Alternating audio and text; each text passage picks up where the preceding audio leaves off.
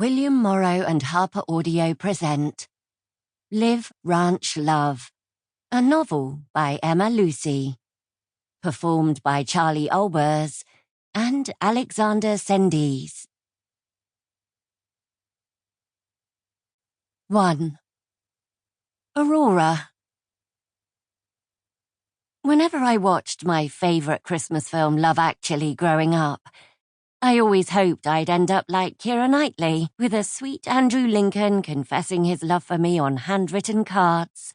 Or maybe I'd be Martine McCutcheon, caught snogging the sexy Prime Minister, who hopefully looks like a young Hugh Grant. But, turns out, I'm bloody Colin Firth, catching my partner cheating on me.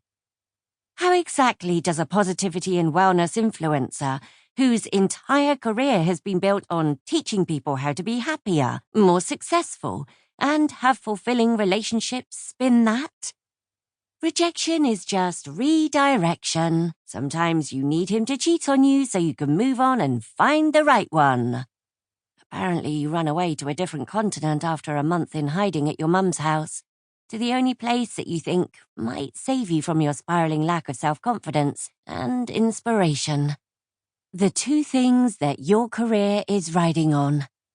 And, as the taxi nears the wooden archway, where iron letters hang, spelling out Sunset Ranch, while golden memories ease any leftover tension from travelling, I really hope I'm right.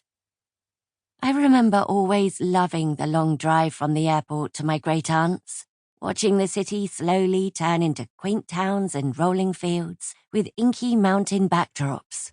Driving up the long stretch of road from Willow Ridge, seeing the big wooden house up the dirt track, positioned so perfectly in front of two tall mountain peaks, where the sun always set between them, bathing everything in an orange glow, just like it is now. It's how Auntie Grace came up with the name for Sunset Ranch. That, and because her favourite saying was always, "Sunsets are proof that no matter what, every day can end beautifully."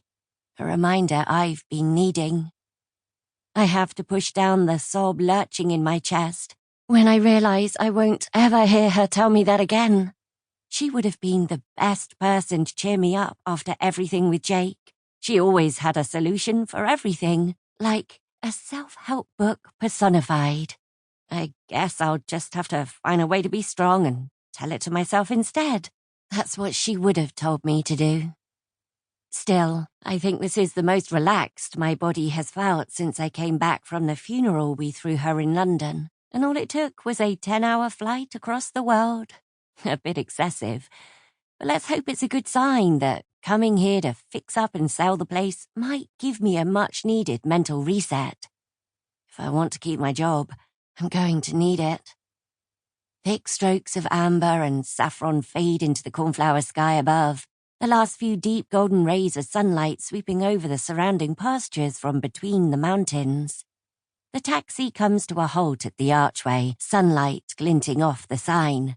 "All right, Miss Jones, here you go," announces the driver. He's a middle-aged man named Luke, who spent most of the journey asking me what words we say differently across the pond, like chocolate instead of candy, or jam instead of jelly.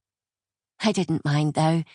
It helped to keep my mind off the fact that I didn't manage to come up with a single sentence for a new article or Instagram post during the whole flight.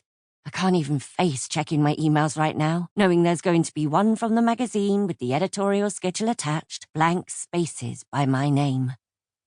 God, I desperately need this trip to help me find my passion for writing again, because even though I can take a cute picture or video for my feed, it's the captions that my followers want. They're there for the inspiring quotes and knowledge that have helped me build my business.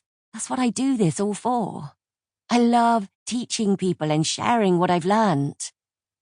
Where I have 2 overstuffed large suitcases to haul up to the house, which is about 90 meters up the road, I furrow my brow.